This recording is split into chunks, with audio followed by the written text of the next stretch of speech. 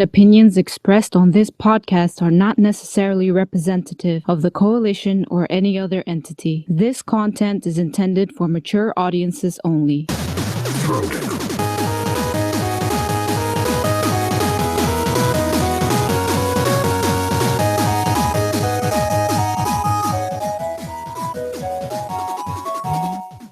What is going on, people? Welcome to Throwdown, episode 136.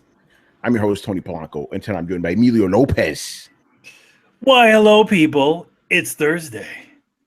Chris Seeley. Hey, what's up, everyone? Brian Manjoma.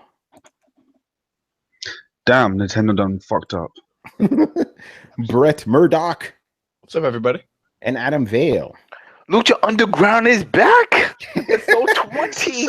Yo, okay, so before we started, I think I had big news, so yeah, let people know, man. That's right. Shit is back. Go find it, bootleg it, do whatever you can to get it. I'm telling you, they got it. I mean, honestly, that's the only way you can really get it. Not many people have the El Rey network. Some people think that's a made-up shit. It's real.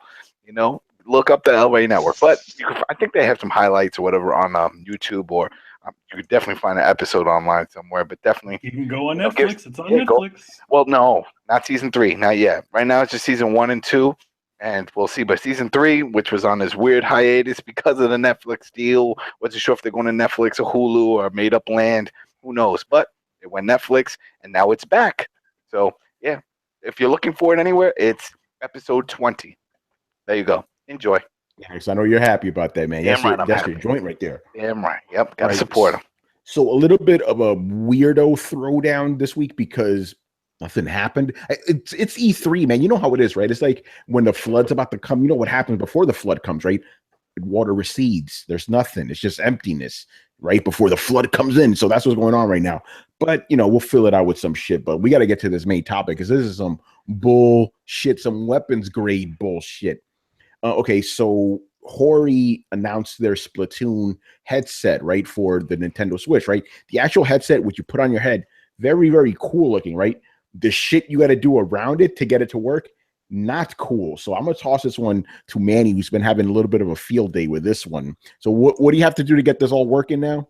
Okay, so you could literally, actually, I'm going to pull up the, yes, please. Give me a couple of seconds so I can actually pull up the what we have. So here. basically, if you guys didn't know, you can't just like put on a headset, turn it on, and talk to people on Nintendo Switch. You have to use a phone app, which isn't available yet, and apparently use another device to plug all this shit in together and then do it. You know, you literally have to daisy chain your phone to this device, to your Switch, and then to the headset. It's the most retarded thing you could ever look at. So let me just pop this on the screen so y'all can see this on the live show. Yeah. We haven't seen it yet, so yeah, this is what we got. Yeah, if you guys haven't seen it, yeah. So explain this monstrosity to people. Okay, please. on the top, I'm going to also explain it too. On the top right is what is considered a phone. So in the middle is this thing which kind of looks like one of those Splatoon squids, and this looks almost like an arrow. And on there, then that connects to the switch on the bottom. They are all connected via the headphone jacks. And then all the way to the left is the actual headphone, which actually headset, which actually looks really cool. So what this is, so essentially you have to connect all these 3 different devices together in order for the headset to work, which means obviously Nintendo did not think about this because it doesn't support Bluetooth. No Bluetooth. It doesn't. This yes, you could. A smarter idea would have been you could have put you have your stupid app that allows you to chat on your in the video games, right? So what you could do is you could maybe have a Bluetooth headset and connect it to your phone, and then that somehow works with the game. You could do your chatting, but unfortunately, maybe the app doesn't allow for that. So this is Hori's solution to this issue. the biggest issue with this whole situation is the fact that, number one, the chatting system is not on the actual Switch system. It's designated to an app, which is said all the way from the beginning. According also from what we know, there is no release date for this app that's supposed to come. And then, not to mention, we're looking at this the phone here on the top right.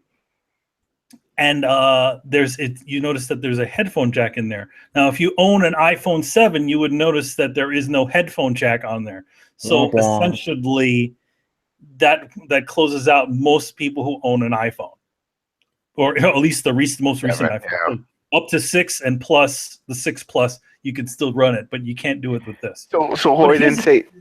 And then also, not to mention, okay, this is only just showing it like in the unit on its own. So does that mean that when you have this thing connected, okay, you have it docked to your television? So does that mean you have to keep your phone connected to your to your Switch and then run the wire all the way to you, sitting down on the seat? Or does this pretty much only really works in handheld mode, but it's the most retarded thing ever because you'll have all these wires everywhere. Yeah, and the wire is apparently only 20 inches long, by the way. So you have only a 20-inch long wire. So you have to be pretty damn close to your television if you're going to do it in this in dock mode. And who's to say that the headphone jacks on the actual Switch system work when it's in dock mode?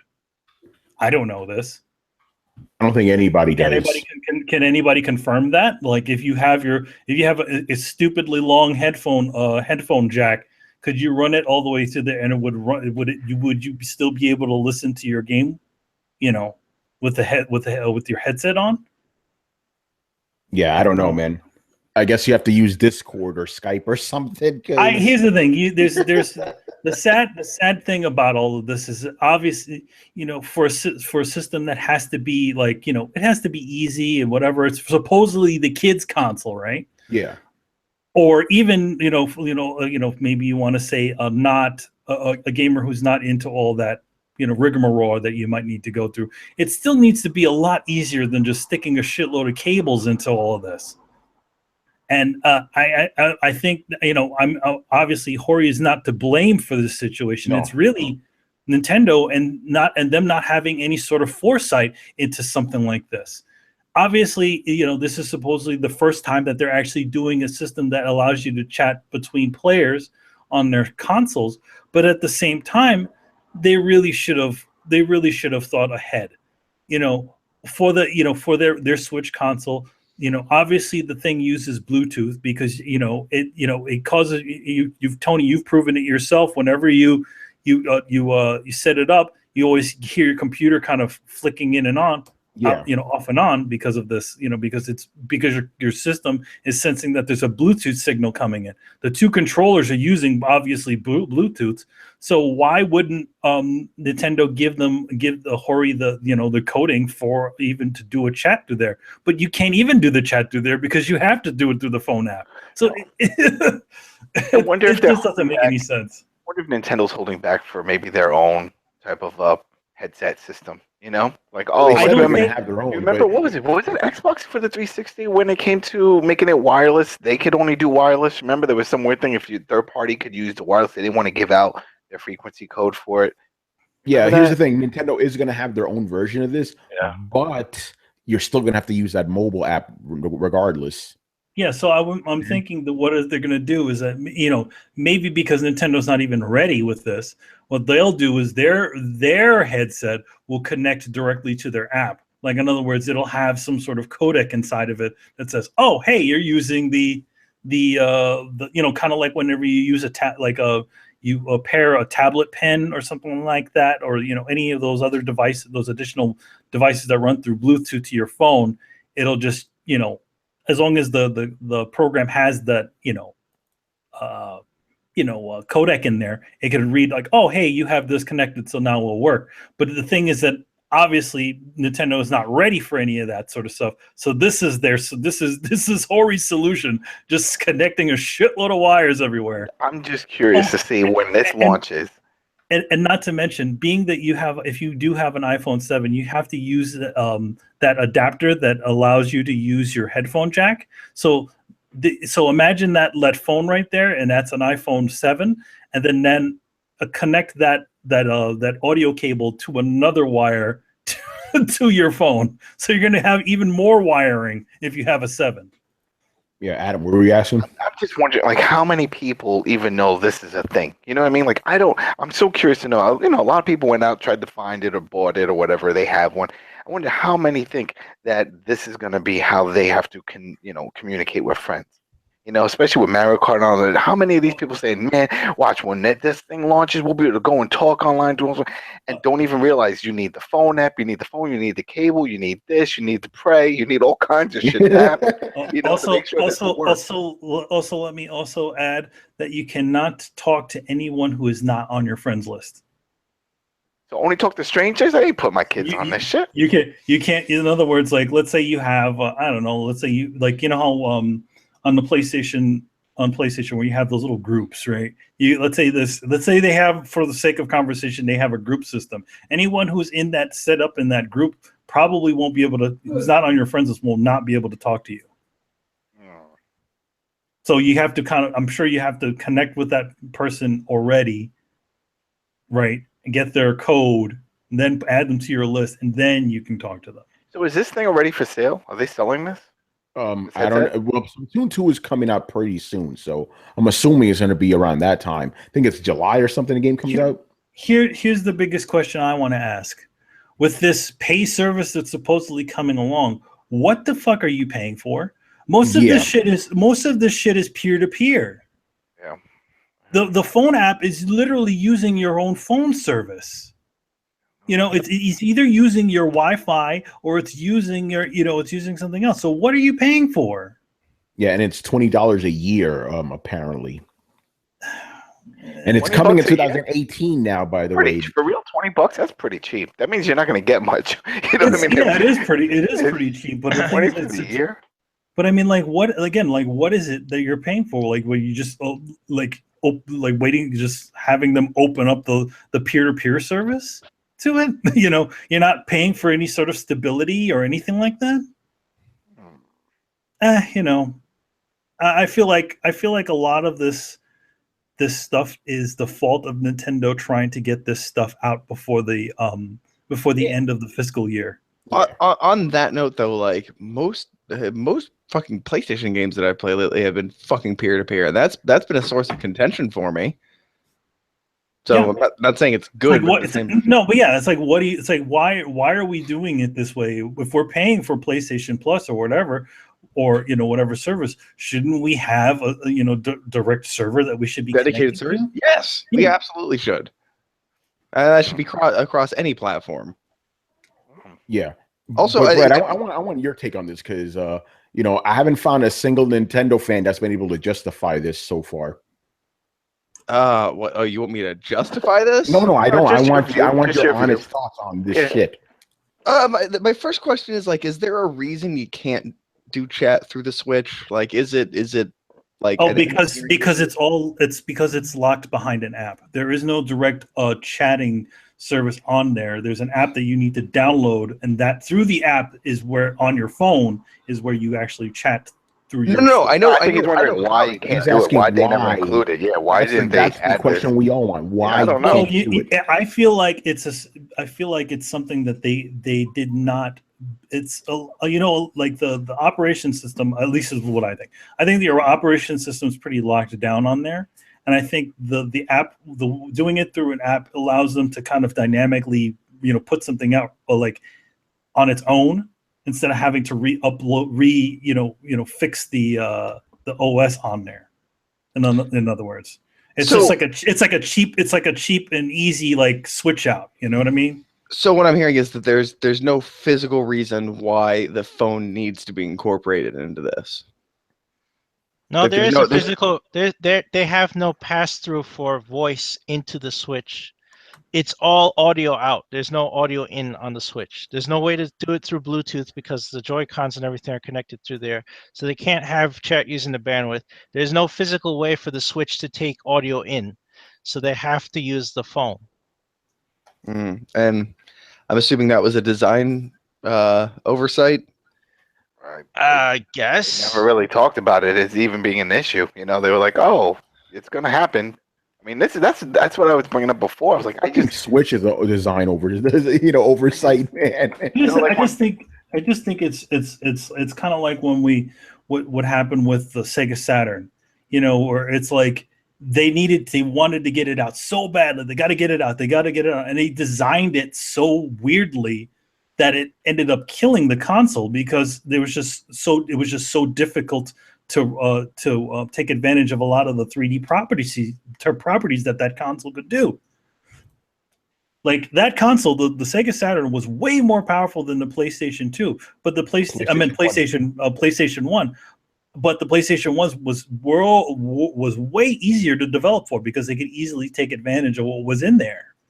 And that was the Saturn was just like, okay, it was a console that was going to be an arcade console. And then they said, all right, this 3D thing seems to be doing kind of cool. All right, let's throw that in there too.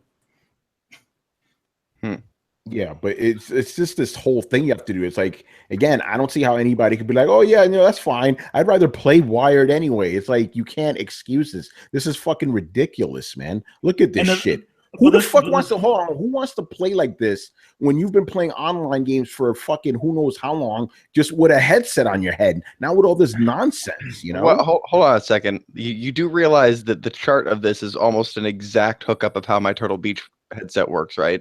And how most modern gaming PC headsets work. Do they connect to phones? Yeah, I don't think they connect to phones. Okay, basically what you have is you have the headset that connects to the box per this normal thing, and then you have out of the box 2 wires, one that has to plug into a headphone jack and one that has to plug into a USB port. So it's fairly similar. It just plugs into 2 different devices instead of one. So but we have options for that. You could do wireless on PC, and you only need your PC to do both functions, right? This thing needs 2 devices, one to play the game and one to talk to your buddies. You know why? By the way, whenever I play online with you guys or talk to you online, this is all I need. That's what I use on the PlayStation. Also, it's wireless. Also the thing you know why it's split in this way, right? Because one side, the top right area, that's the sound part of everything. The bottom part is the top part is all the chat portions of the thing. The bottom is all the sound from the games. Mm-hmm. That middle thing is the mixer. Essentially, it mixes both the sound that you hear in the game and your chat sound together to go into your headphone. Yeah, no, it's all I was saying was it's a convoluted mess. They have to use a wired system. I don't think the wired system is any more convoluted than any other wired system. I think it's still it's convoluted because you need a phone. Yeah. No, I get that. I understand that you need to plug another plug into a second device instead of a third, or instead of the first device in a second place. I just don't think that's that much more of a pain in the ass. It's not any extra steps. The only thing is, oh, well, you have to have a phone. Well, yeah, I have my phone on me all the time. So having to pull it out of my pocket and plug it into my phone instead of having to reach around and plug it into the back of the tower, I don't really count as being that much more of a pain in the ass. But I will say that wired headsets are a pain in the ass. And one of the things I loved about my PlayStation is I got to skip all that whole box setup and I could unplug. Essentially, if you look at the graph there, I can unplug from the Aero type thing and plug my Google or my Turtle Beach headset directly into my PlayStation controller, and everything works fine. That's amazing to me. Did that happen with my PlayStation 3? Absolutely fucking not. That thing was a huge mess. That thing was a mess. Another situation where they did not think about that sort of communication. So they had to think of all these convoluted ways in order to get it to work. That was a pain in the ass. Yeah. In fact, each company had to enact it on their own. Like, so whenever me and Tony, I think we were playing, was it Portal 2? Yeah. So whenever the game would load, obviously it would turn the chat off because it was running it within the game. Yo, Adam, man, you slurping that shit during the show? What? You can hear it and everything. Well, it has ice in it. Mute yourself, motherfucker. Anyway, Manny, go on. Yeah, so it's just again it's a bit of an oversight. It's quite a bit of an oversight by Nintendo on this situation. The fact that you cannot do all of this on one, you have to have a cell phone in order to chat on there. I mean, you might as well just. The thing is, okay, so in this situation, now now why would you need this app? Like this chatting app, when you can theoretically just get something like Discord or TeamSpeak on your phone and just do it that way. That's a good point. Without having to pay a fee, because in order to chat on this service, you need to pay for it. Or at least that's the way they're going to do it eventually, because now since they push the what I call Nintendo Plus to next year, they just really needed. I feel like the Switch definitely needed a little bit more time to simmer and for them to figure out these sorts of issues. I even would have said, yo, hire somebody from fucking Microsoft or Sony who knows something about this shit. Pay them as much fucking pay those motherfuckers as much money as you can to get them to figure out how to get this shit to work. I just want to know how many people that bought the Switch for their kids even know that this is going to be an issue. Like they probably don't. They probably don't know. They're like, oh, what? It does online, just like the 3DS does. The 3DS did it fine with no issue. Why would they take something out like that? That makes no sense. It'll do it. It'll work. Well, the thing is that on 3DS you can't chat with anybody. Yeah. This is officially the first time on play online with them on the Wii U. Could you chat? I don't remember. I don't know. Yeah, I don't know. I don't know. You needed those codes, friend codes, and connect. I think with the original Splatoon, you could only really communicate by doing little drawings, as I remember, right? I don't remember there being a chat on there.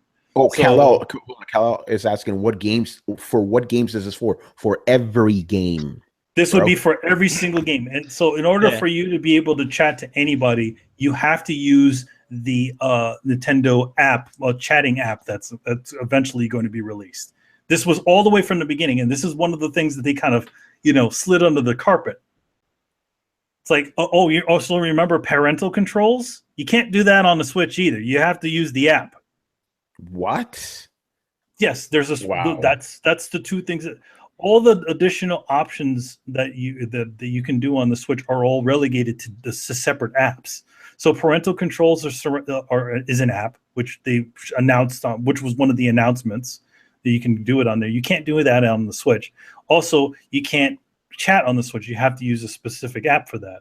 So it's just like these kind of weird piecemeal solutions. Yeah, it's crazy, man. But I don't know. It's like we've had regular wireless, online for years, but Nintendo, is being Nintendo again. I feel like, well, I mean, Nintendo. Chris has said this before that Nintendo does not look at what else is on the market. And even situations, I remember him saying, like, when he come home and like talking about like this stuff, he'd be like, hey, why don't we just look at the other competition and see what they're doing and see if we can improve on it? And it'll be like, no, we don't look at any of that stuff. So, yeah, Chris, they like specifically tell you, like, don't worry about the other competition or even mention them. Oh yeah. I've been in multiple meetings where I've talked about what was happening with Xbox Live and PSN. They tell me, oh, we don't look at that stuff. They ignore it. Just don't even bother. I'm not even talking about capabilities. I tell them about Steam sales. I tell them about all this shit. They didn't want to hear it. Wow. I think it's like, so the, like, nobody, if you're in the industry, you have to look at what other people are doing. I mean, stay competitive. That's how you stay competitive. Obviously, Nintendo believes that they're only in competition with themselves. They're in the blue ocean. So the thing about that is that when you just don't look at what's out on the market, you have no ways of improving. Or see, it's like, okay, what is chatting? It's been done for years. How are these other guys doing that? Okay, so then how can we do this to make this a better situation? Make it an easy situation. There's got to be more. Even Apple looks at what other people are doing. That's why they're making fucking smaller iPads and shit, because they saw that fucking Samsung was making ones that were smaller too. Well, yeah, Apple looks too closely at what their competition's doing because they get patent lawsuits all the time. Yeah. Yeah, but Brett, what were you saying? You think there's something more behind this?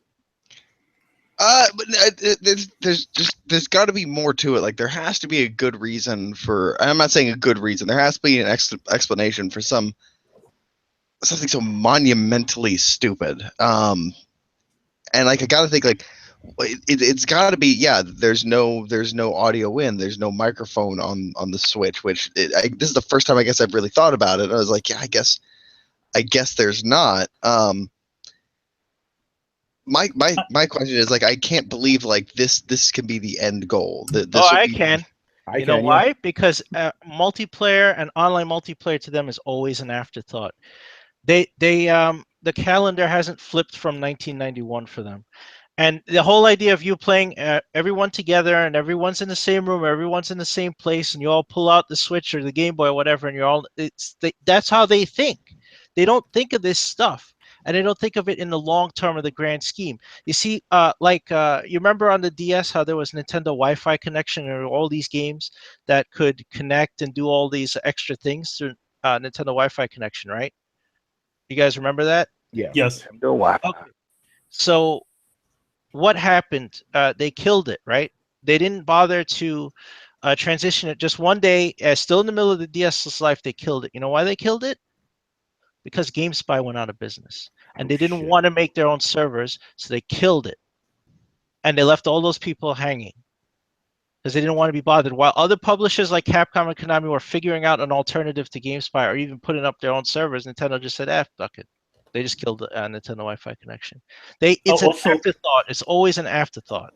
Also, the retarded way that Nintendo Wi-Fi service worked is because there's some sort of the way they designed the DSs is that they couldn't really pair with any sort of Wi-Fi, some of the older Wi-Fi servers. So what they had to do is they had to literally put a DS on there too, in order for it to connect. It was really stupid and convoluted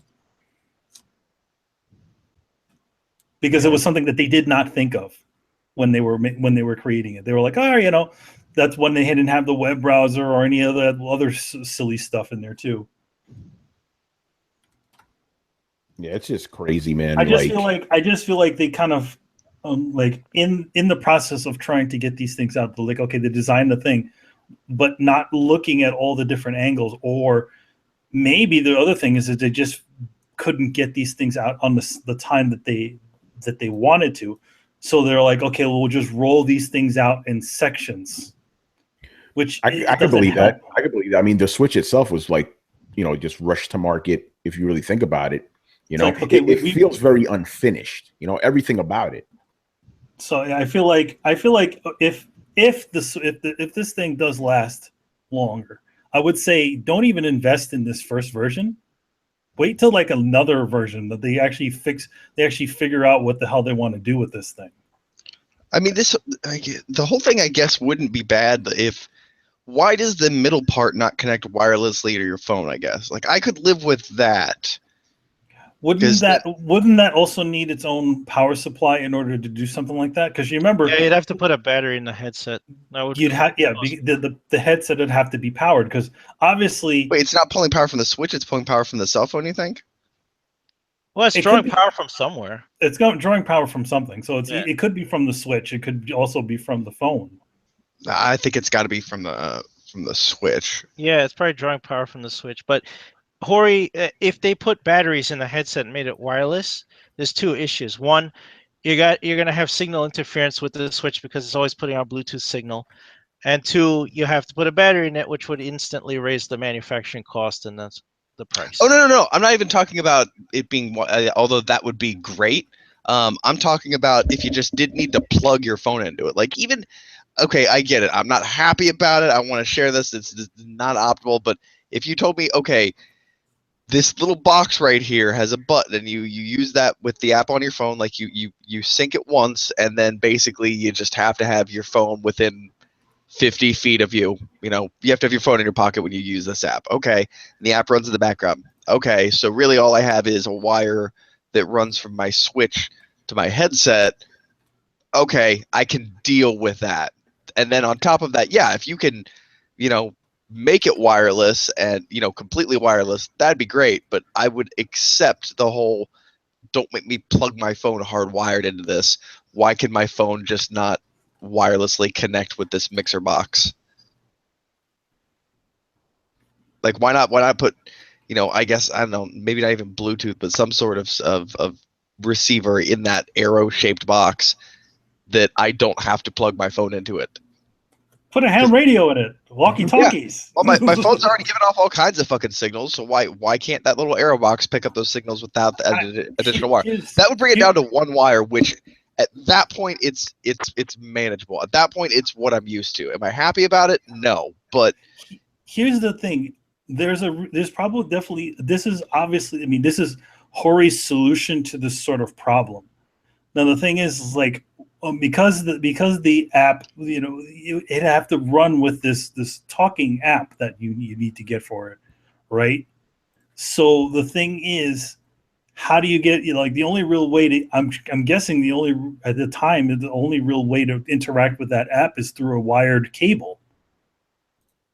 It shouldn't be that way. I mean, it's probably that way because of engineering. That's what it is. I'm guessing that's the reason. Is that whatever this app is, it doesn't have any codecs for any sort of Bluetooth headset device, right? So that it just would have been more expensive. That would cut at least one portion of at least one wire off of there, at least the one that goes to the phone to the mixer box. But then you have obviously, because you want to listen to whatever your gameplay is from the headset, you'd have to somehow also broadcast the sound from your Switch to that box. No, because you either get one or the other. So like, okay, let's say if we're going to play this, let's say we didn't have a headset and we just had a cell phone and the Switch app, right? So what you would do is you'd have your stupid Switch app on. You'd have your cheap little headset thing that usually comes with there. It usually has that little box on there. Pretty much what came with the Sony PlayStation 4. That little wire that goes to your ear, and that's just one little thing that you have. That so you get at least you have one ear that's able to listen to whatever's happening in the game. Yeah, I don't see that as necessary. They put a Bluetooth receiver in that mixer, and you shouldn't have to plug your phone in at all. The thing is that the app would have to be able to communicate with this Bluetooth mixer. Well, yeah. I'm pretty sure my cell phone is able to handle an app that communicates through Bluetooth. Wait, hold on. Brett, finish your thing first, and then man, you go. Oh, I said I'm pretty sure my phone supports apps that broadcast through Bluetooth because I have 9 apps on there that do that already. Oh yeah, but the thing is that at the same time, you're also having to deal with the fact that you have to run it through whatever Nintendo app is doing the chatting service. So the chatting service in your phone has to have a codec for whatever Bluetooth headphone that you have. You understand? Yes, I'm still not seeing why this renders it infeasible. That's the problem. That's why Hori had to come up with this solution, because because at the time, at least when this thing is coming out, the app only really works with whatever you have here, whatever you have running. Like in other words, it doesn't run with any other thing. Like I don't know, maybe this thing also does work with maybe I don't know if the Nintendo app works with the headset, but then at the same time, this is them trying to combine everything. I don't know. I don't know what it's still a cumbersome deal. Like it really should all just be on the Switch. And why are we messing with apps and all this other bullshit? Well,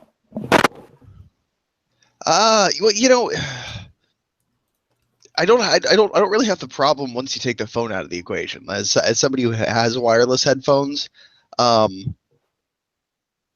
they're bulky, they're expensive, they're heavy, they have to be charged. Yeah, it's great in theory, but it's not a perfect idea. The ultimate idea would be just fucking port a 3.5 millimeter port you could just plug in your microphone headphones to, and you're off to the races. But apparently that's not going to happen. So if we're already talking about, well, there's one cord coming out of my console, and it is going to a thing to my head. Like, okay, I can deal with that. It's this weird extra adding the phone in where you kind of fucking lose me, which is why I say, like, if they could cut it down to, well, we've released a second version of this that, Bluetooth connects the phone to your that Aero box, so you really only have one wire that runs from your headphones into a box, then that box into your Switch, and then you're off to the race. It's like, okay, that pretty much seems like my Turtle Beach, which I like better than my wireless headphones. So at that point, okay, I'm good. The app is a weird touch, and maybe I'm just getting old. Like it seems like I need a fucking app for everything now. So I'm not really sure if this is a Nintendo thing or if this is just everything fucking now. Like to go buy milk, I have to have a fucking app. To order pizza, I have to have a fucking app. Remember the days when you could just call the fucking pizza place? No, now you have to use a fucking app or go online. Like it's obviously it's the same thing. Like, I believe the same thing. It's like you have to have like 1,000 like codes for every single app or every single thing that has to go out there. It's like, well, why do we need to have all these things? It's the same thing. I believe with a lot of those stupid streaming services. It's like every single channel that used to be a cable network has a streaming station. So if let's say you decided to not get any sort of cable and just get all those stupid channels on their own, it'll probably be even more than just getting cable and having a shitload of channels that you don't watch. Wait, I think we're getting on a tangent here. You're getting on a tangent. You're comparing cable service and streaming to this thing. Yeah, this is a gaming device. No. I'm just saying. As far as apps go, it's just like we have all these. I agree with Brett. There's so many different apps and things that you need for a lot of stuff. It's just annoying and cumbersome. It's like why can't the Switch do this sort of bullshit on its own? It's because they didn't design it that way. It's all piecemeal and after the fact. Yeah, well, that's why the app exists or will exist at some point in time, because they didn't think about it, then they thought about it, then somebody has to develop it, and that takes time. And it ain't ready. It seems like a whole workaround due to the fact that there's no audio in on the Switch.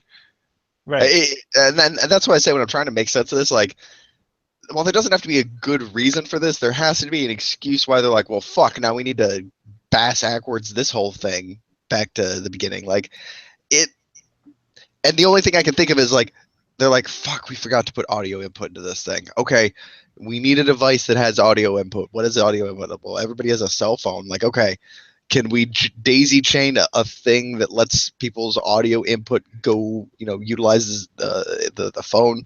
Yeah, we could do that. It's going to be messy. Well, we don't really have much of a fucking choice at this point because Gary forgot to put audio into the plans for the Switch. Like, that's the only thing that makes sense. Yeah. I wouldn't just blame Gary. Not Gary Swaby though. We like him. Yeah, everyone up the chain has to approve the damn design. So they all saw that and they all approved it, right? And lo and behold, then afterwards they're like, "Oh wow, we need chat." Whoops, So I won't just blame the designer. Everyone else had to sign off on it. Yeah, it's just bullshit. I do want to kind of switch gears, but still talking about Switch. Yeah, this is something Brett brought to my attention a couple of days ago, and somebody in the chat wanted to know what we thought about it. So it was Daniel J, I believe. He goes, "Did you hear about the Nintendo Switch shortage supply due to flash memory and LCD supplies, and they're competing with Apple to get that stuff?" Do you have any thoughts? So, Brett, since you brought it to my attention, why don't you tell us what's going on with that?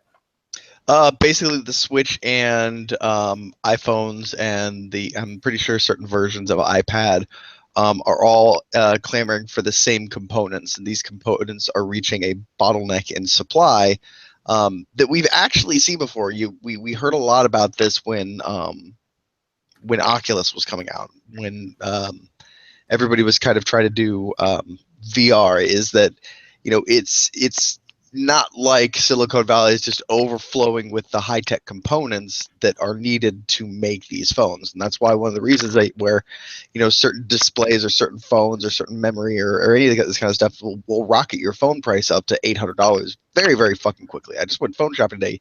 It's amazing. Every phone is $800. That being said, because they all use the same components, when there is not a very carefully planned supply chain, or you try and ramp up production, all of a sudden you have people vying for the same resources, and then you either get into bidding wars, which is reflected in the price of the product, or you get into long wait times. So ironically enough, it's basically we've hit an area where Nintendo has tried to increase production, and because of that, they have hit a wall in terms of supplies that they need to increase production. And the shitty thing about that is Apple definitely has the money to push anybody else out of market who's trying to utilize their who's trying to use their same supply. And it would not be weird at all for Apple just to start buying up all the surplus on the market to make sure that their supply chain doesn't break down and leave Nintendo holding the bag. So none of this is really weird.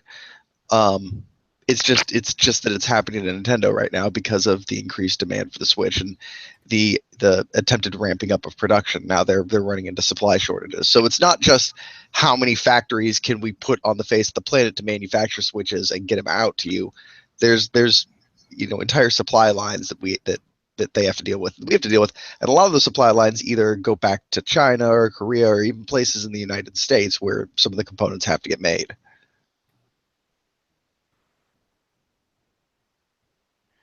My bad. Quickly about the supply shit. Very interesting because our boy Carlos, he's been in Japan for a week. He's in Korea now, right? And he's in Tokyo. Tokyo, in case you guys don't know, it's the biggest city in Japan, right? He didn't see a single Switch out there, a single one of them. Isn't that something? So I'm like, okay, if this thing's supposedly selling like hotcakes and in Japan, Tokyo, why didn't he see any of them? He's going around Tokyo again. It's like the equivalent of being in Manhattan, very interesting. So I'm wondering if like the supply shortages are like worse than people like are reporting, Well, like I said, I'd also remind people and this is anecdotal, I'll completely admit that, but me and everybody I know, like, I'm not fucking taking that shit out in public while there's such a high demand. Like, scalpers are still getting like $100 to $200 overcharged for it. Like, which means that anybody who tries to steal my Switch could probably turn that shit around and sell that bitch in a day, which makes me nervous. And I can't just go out and pick up a new one. Like, I'm not going to put my Switch out, bring my Switch out into the wild until other people bring their Switches out into the wild. And I realize that's a catch-22, but I'm not going to be the only fucker with a visible Switch riding the bus. That's a fair point. But my thing is, remember the Switch was tailor-made for the Japanese crowd. Remember, Japanese people are always mobile; they're always going around.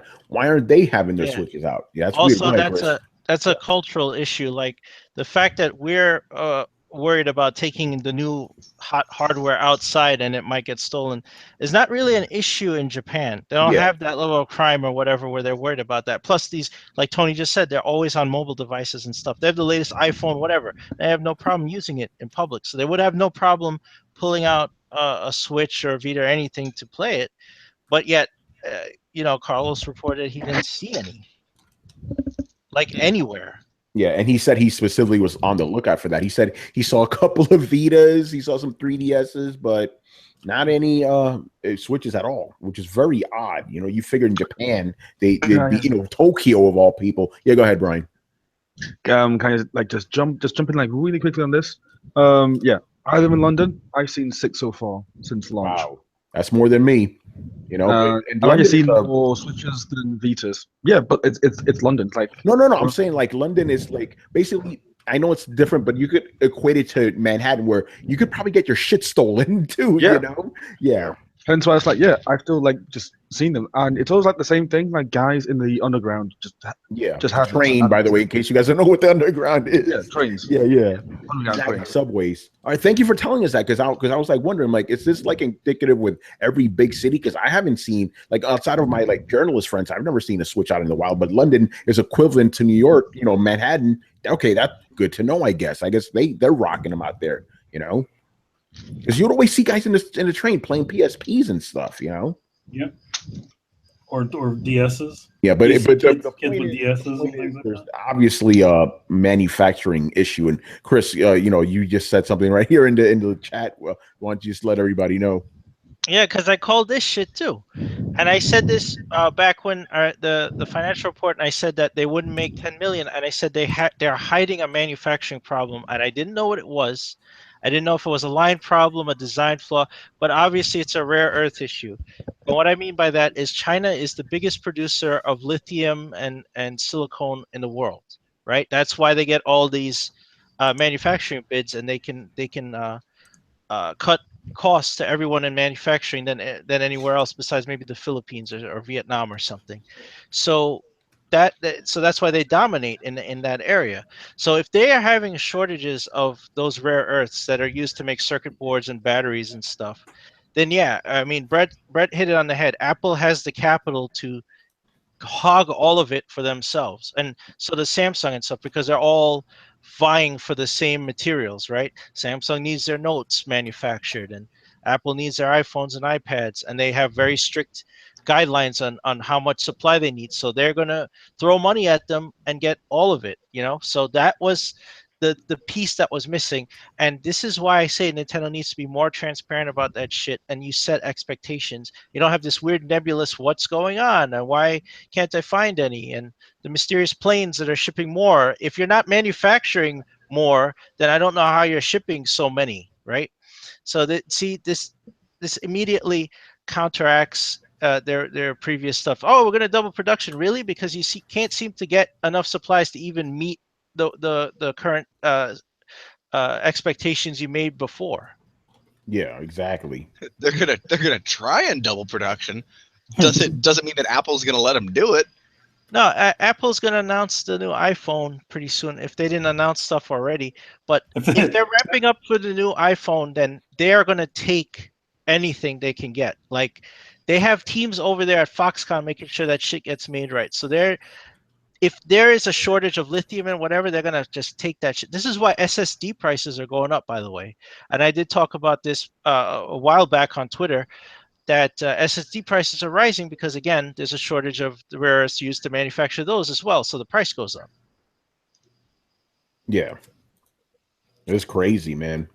So, we'll see about that. I think we kind of covered this topic pretty well. Let's move on here. Some foolery, by the way, right now. Foolery. Yes, and this is something we called out too, by the way. Marvel. Okay, so the full roster list for Marvel vs. Capcom Infinite was leaked, right? As we said, not a single mutant, mutant character like Wolverine, Magneto, Rogue, characters that have been in the series since day one, not in there. I wonder why. It's because of the stupid. Basically, Disney, let's be honest, Disney is salty as shit that Fox owns the movie rights, right? So this is their way of spiting them. They could easily throw the characters in there. Remember, Fox doesn't own video game rights. They don't own TV rights. They don't own any of those rights.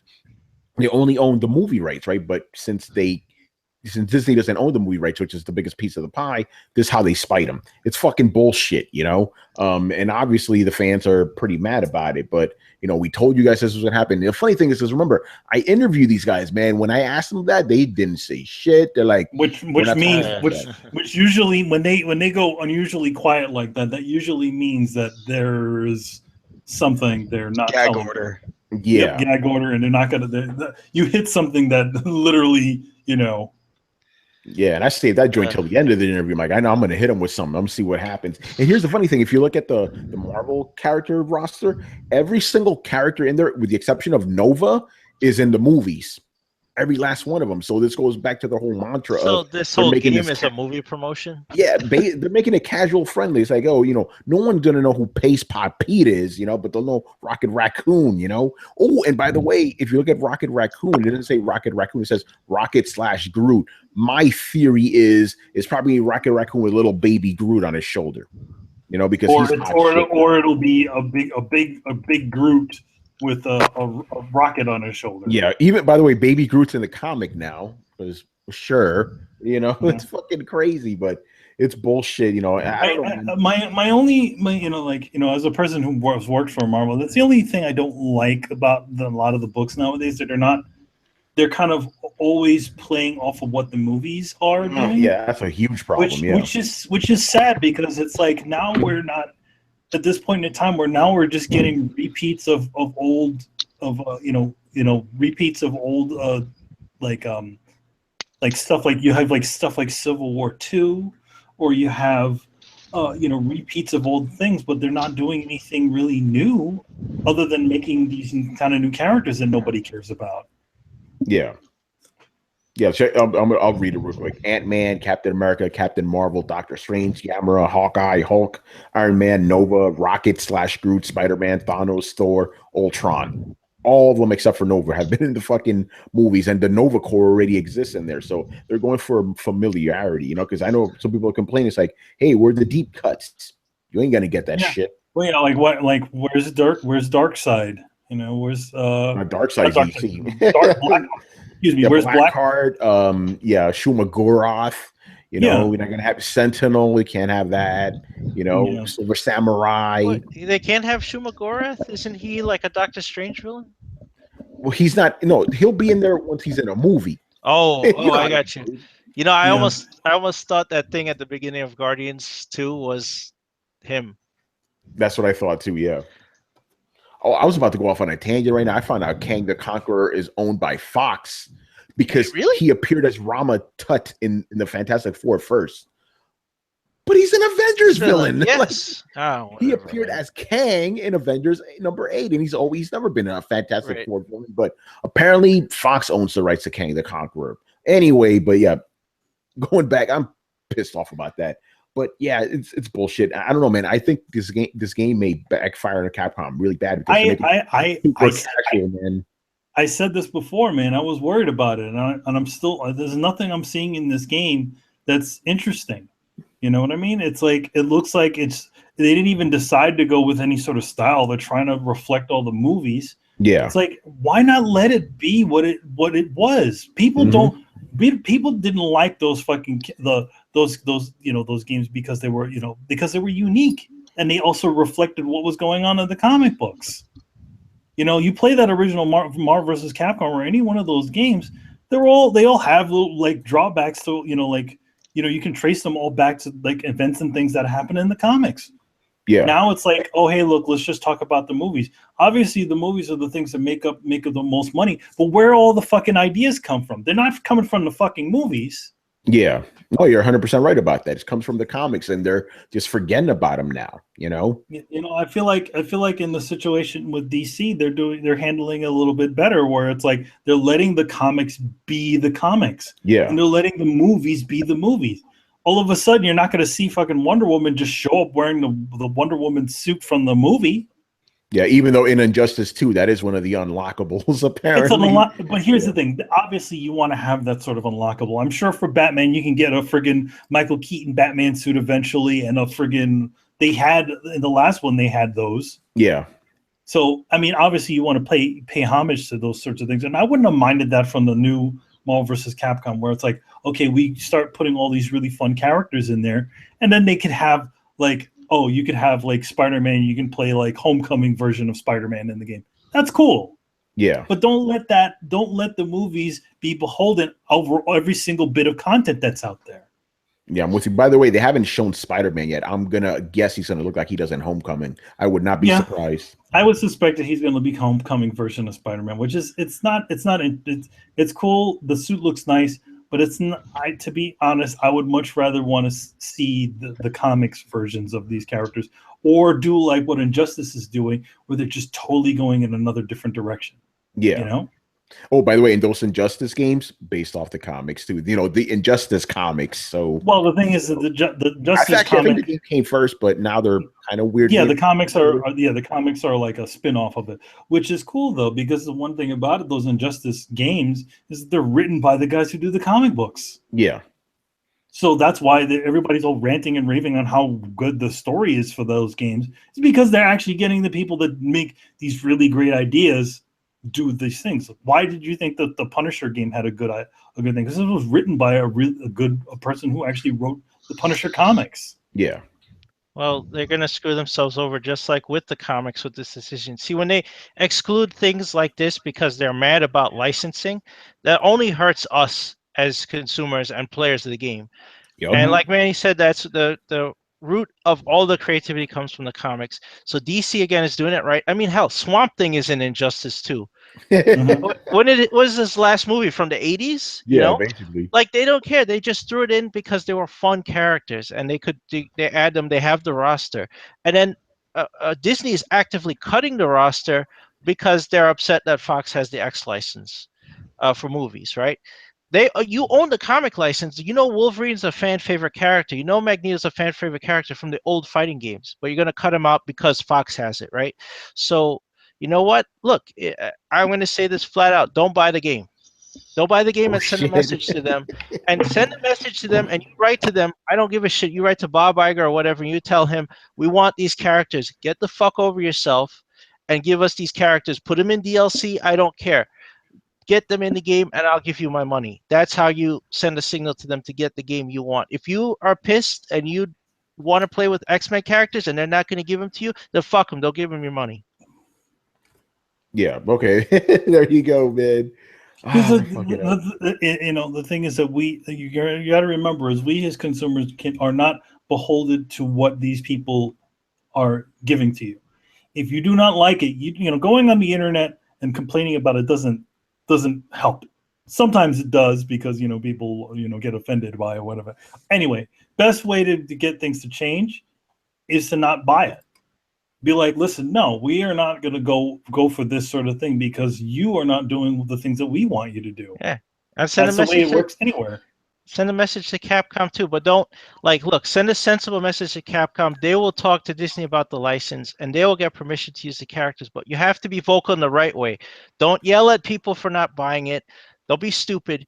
Go tell the fucking companies that are denying you the content that they shouldn't be denying you the content. They should give you the game and the characters you want to use. And if they don't, without death threats. yes, Yeah, don't. thank Yes, you. keep it civil. Keep it civil, right? Nice letters. Tell Capcom, hey, you need to get these characters in there. Let Capcom be the liaison. And if you want to write to Disney and Marvel, write to them and tell them that you're not going to pay for this game because it's castrated. Simple as that. Do we have time for side tangent? Because I my question is, like, who the fuck do I get mad at for this? Like, part of me says I get mad at Disney, but then at the same time I remember Fox's abhorrent treatment of the franchise, and I'll be honest, part of me at least is like, at least Fox isn't damaging it anymore. At least it's just been taken off the market, and Fox isn't fucking it up anymore. Because I know that there's lots of people that Fox isn't fucking what up? X-Men. How so? Well, I mean, they've pretty much that, at least that's the idea of what Disney's trying to do, is they're trying to basically kill the brand so it's worthless, and Fox stops milking it, right? Okay, but Fox has made 2 successful X-Men movies back to back. Logan. Deadpool and Logan, yeah. Yeah, no, I'm aware of that. First of all, I don't give Fox credit for Deadpool. They did everything they could to ruin that movie. No, you're right, but they still put it out, so they're not so, making. Yeah, they still. Put by it the out way, there. still the highest-grossing X movie. Yeah, no, exactly. I agree, but I don't count Deadpool as an X-Men movie, and Logan. I'll give you that one. Aside from Logan, like, the franchise has not been treated well, in my opinion. I know a lot of people really like all of the X-Men movies. I'll be honest, like, I do not, and I cannot get into them. Yeah, but they're looking at the wrong route, and Manny hit it on the head. They should be taking stuff from the comics and putting it in the game.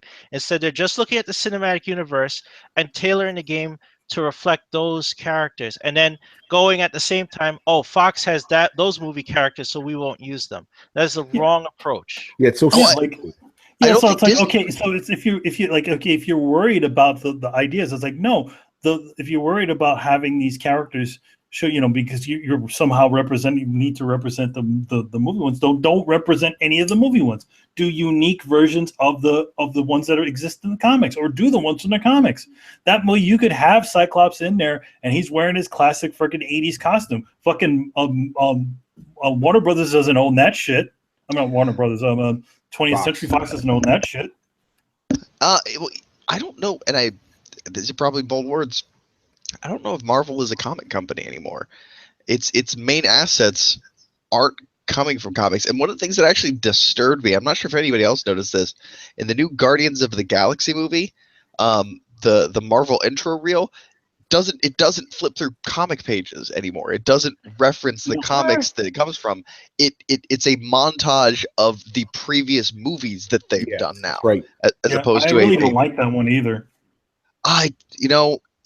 That more than anything worried me, because it was one of those. It feels like they're abandoning where they came from. It's very clearly them kind of subduing the idea of we're a comic company and bringing the idea up that we own this cinematic franchise. They're clearly putting their eggs in the movie business, and I don't know if Disney is really honestly all that interested in keeping Marvel as a powerhouse comic company afloat. I think they're more interested in diversifying these assets into movies and video games and things like that. Like the comics are now, they've gone from the main dish or the main course to a side dish in terms of how the company views this asset. And like I said, I think that was most telling when the fact that like Marvel movies, it wasn't even comics anymore. It wasn't even referencing to comics anymore. It was just Marvel, the studio that owns the rights to all these movies. And here's a montage of movies, and I'm not really sure that they're worried about the comics anymore. Well, they should be. Yeah, they absolutely should be, but I don't think that they are. And I Brett, think that's. I'm going to be honest with you, man. Like you said that they're treating the comics like a side dish. To me, I think they're treating the comics more like a condiment. I'm just going to be honest. They're not giving a fuck, man. Yeah. It is bad. Like the comics sell horribly. Disney doesn't seem to give a shit, and the writers are just running rampant with this SJW nonsense. Sorry to go off on a tangent. Let's just be honest about that.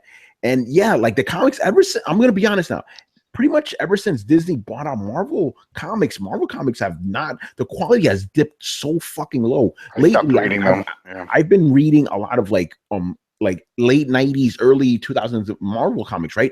Fucking brilliant. I'm like, what happened to this company? Then you read the shit they have now. Even the good stuff is like, this doesn't compare to what these guys used to do.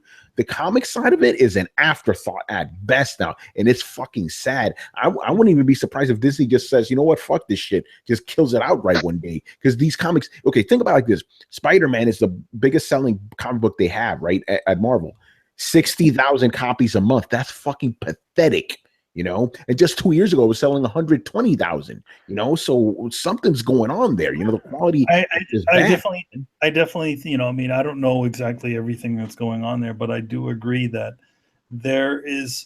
Marvel doesn't have the same teeth that it used to have. No, like they don't. Marvel used to literally be like, oh, you have that goody two shoes DC Comics, and they're characters that everybody loves, and the people, and there's no conflict between humanity and them, and then you have everybody hates the Marvel characters in the Marvel universe, stuff like that.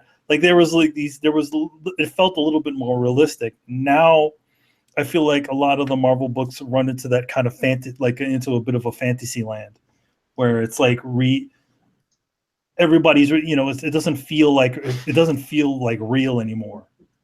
It doesn't feel like the harshest part. Like it's like a superhero book, but it has that harsh part of reality that also exists in there too. I gotta say, Dark Horse is killing it lately. What are they doing lately? Because I haven't been keeping up with them. I want to say the Flintstones comic was. That's DC. That's DC. Is that DC? Okay. Yep. Nope. Then DC has been just. I've seen several things, and it's one of those things where it's like, dude, motherfucking Fred Flintstone is making more astute philosophical observations of life and the nature of humanity than the fucking X-Men comics. Like, really, really think about that. The entire premise of the X-Men comics is essentially controversial in nature. It's got tones of racism, of classism, of civil division, of all of these human ideas, and yet the motherfucking Flintstones are delving deeper into the ideology of what it is to be human than this comic that is pretty much built from the ground up to do. Like that, at that point, if you can't look at that statement and say there is something wrong, I don't know how I can have a discussion with you. And don't get me wrong, I'm not disparaging Flintstones, but that is the rebranding of all motherfucking rebrandings. Archie is the same thing. Like, Archie has some deep shit going on right now. They have events that are better than Marvel does. And that shouldn't fucking happen to anybody as old as me who remembers, like, wait, Archie? Like Betty and Veronica? Riverdale? Fucking Archie? Have you seen What's that? Riverdale? Have you seen that? No, he's talking about the comic series? book. No, I know, but then they even with the TV show, it's a horror. It's a horror. I didn't even series. know this. Yeah, and that people are being hunted and there's murders and stuff going on at Riverdale. It's not a comedy or anything. That shit's serious. So, yeah, look that up. Riverdale. Everybody's expanding. Everybody's putting faith in their customers, except for Marvel. And I think that's the biggest thing. And pardon me if I'm getting off on a bit of a tangent here, but this is the fucking problem with big companies these days, is they don't fucking trust us as customers to be able to properly process the information giving out. It's the reason we see all the fucking hand-holding in video games. It's the reason we see the fucking virtue signaling in comic books. Writers and people who make these things do not give us, the audience, enough credit to be like, well, I mean, I don't think they're going to know that being mean to somebody just because they have a different skin color is a bad thing. I really want to make sure everybody understands this, and so they fucking kick you in the goddamn teeth with it. Like, and I can't help but feel that this is kind of the same thing. Like, they don't trust X-Men or Marvel or any of these things to have the stories to stand up on their own legs. They're only like, well, it's only an asset to the cinematic universe, so we're not going to go ahead and deal with our fucking customer base. We're not going to give them what they want because we really can't have a very tight leash on it. It just fucking infuriates me. Tell cutting edge stories. Tell things that put people on the edge of their seat. Tell stories that make people want to fucking talk around the water cooler. It's fine if you ruffle a few feathers. That is the nature of a good story. But instead you're just falling back into the safety net of just fucking blandness because you're afraid to go out there. Meanwhile, all these fucking underdogs and all these fucking young companies, even fucking DC, your main competitor, it's not just underdogs, it's not just the little guys. The other big fucking Goliath in the room has noticed that people like good, dramatic, humanized storytelling, and they're aiming to push towards that. Meanwhile, Marvel just has its thumb up its fucking ass being like, I make pretty movies. Yeah, you do, but we're gonna get real fucking sick of that when your source material runs out and it's just Rocket and Groot go to the fucking carnival. Nobody wants to see that. That's like fucking Aladdin 7. Like, just quit. Nobody cares anymore. If you don't keep developing story, if you don't keep bringing the meat to the table, eventually, as Tony said, you just look around and be like, there's just a table full of condiments here. Like, what am I, like fucking Charlie from It's Always Sunny? I cannot make a meal out of this. Yeah, but as somebody who has read the Marvel, the latest Marvel stuff for almost 2 years now, I could definitely say, yeah, the teeth that company used to have is not there anymore. The stories just feel like they're playing it too safe. No, they have teeth. That's the thing that drives me fucking crazy. The Thor comic book, the infamous fucking Thor fight scene in which the villain, and I forget who it was. It's absorbing, man. But that's not. Do you consider that teeth though? That's bullshit. I do consider that teeth because that's basically Marvel saying, "Hey, we've heard you. We understand what you're saying. We have actually read the complaint letters enough to parrot back what we're saying to you. Oh, by the way, fuck you." Like, don't get me wrong. That does take some balls, but in the completely wrong way. Yeah, like I agree with you on that one. Then they're not worried about pissing people off. They're just worried about pissing off the people who they think matter. So, like, yeah, like that was a big fuck you. That was a big kind of bold move. And they did it in the name of virtue signaling, thinking that, oh, well, all these people will have our back. It was this safe, edgy thing to do because a whole fucking crowd had appeared behind them and fucking cheering them on. They're like, yeah, do this thing. Everybody do the slow chant. Let's slow clap. Do the wave. And they fucking did it. Because they thought that they had somebody. Like, if you have a whole group of drunken people telling you to beat the shit out of somebody, it doesn't make it a good idea. It just makes you more prone to fucking doing it. They have a little bit of teeth to them, but they're biting the wrong fucking people. Yeah, and by a little bit, I mean it's like a fucking mean Shar-Pei. It's not anything dangerous. It's just annoying as shit. Puts you in a bad mood. Yeah, I just find it funny how, and this is off topic, obviously, but whatever, we don't have that many topics. I just find it funny that they're trying to cater these comics to a fan base that doesn't even read comics in the first place. You know what I'm saying? So I don't understand that. Meanwhile, you read DC comics every week. I'm always excited to read the latest DC comics, right? Because I know I'm going to get some good kick-ass comic books. But Marvel's just like, whatever. I'll read it just to see what's happening. Nothing excites me about it, you know. The way, hey guys, the things that the way you retract. Whoa, what happened, Brett? I was just gonna say, while we're on the note of DC, shameless plug, at Barnes & Noble, DC graphic novels are buy two, get the third free until the 12th. So if you want to catch up on anything, here's your chance. Yeah, do it. Get some DC Rebirth, people. All right, Manny, go ahead. The thing, I think the thing that like a lot of people, it seems like Marvel has forgotten, is that good stories are what tell or what attract people. And, I mean, it's great and all to have characters that, that are not the norm and all that sort of stuff. That's great stuff.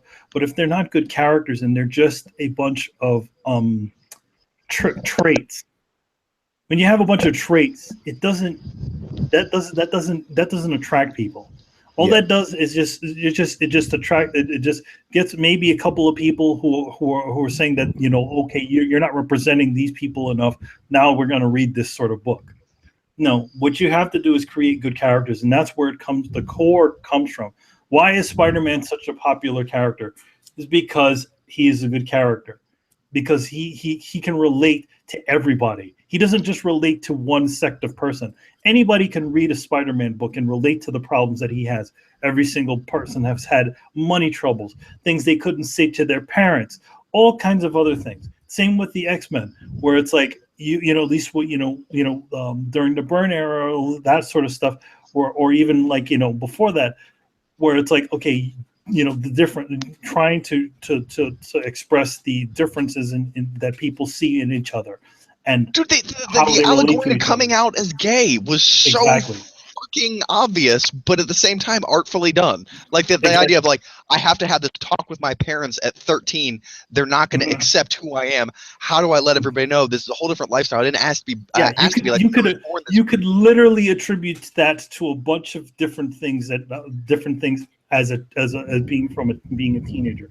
Like whenever what was the X gene that said it starts to appear at 16 years old?